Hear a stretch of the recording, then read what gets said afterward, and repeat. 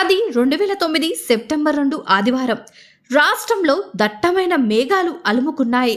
అయినా ప్రజల బాధలు తెలుసుకోవడానికి చిత్తూరు జిల్లాలో రచ్చబండ కార్యక్రమానికి హెలికాప్టర్లో బయలుదేరాడు దివంగత ముఖ్యమంత్రి వైఎస్ రాజశేఖర్ రెడ్డి గారు.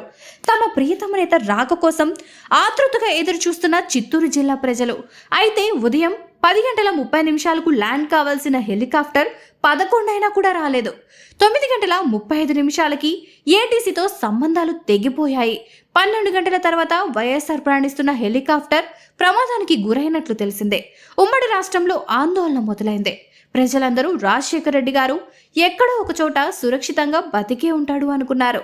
అయితే 25 గంటల తర్వాత వెలుగొడకు సమీపంలోని నల్లమలలో హెలికాప్టర్ పేలిపోయినట్లు ఆనవాళ్లు కనిపించాయి. తమ అభిమాన నేత మరణించాడు అని తెలియగానే 60 మందికి పైగా గుండెలు ఆగిపోయాయి. కొంతమంది మహానేత మరణాన్ని జీర్ణించుకోలేక ఆత్మహత్య చేసుకున్నారు. అనేక మంది బతుకులలో వెలుగులు నింపిన దివంగత డాక్టర్ వైఎస్ రాజశేఖర్ రెడ్డి ఘన నివాళులు. ఈ వీడియోని రాజకీయాలకు అతీతంగా స్వీకరించాలని కోరుకుంటూ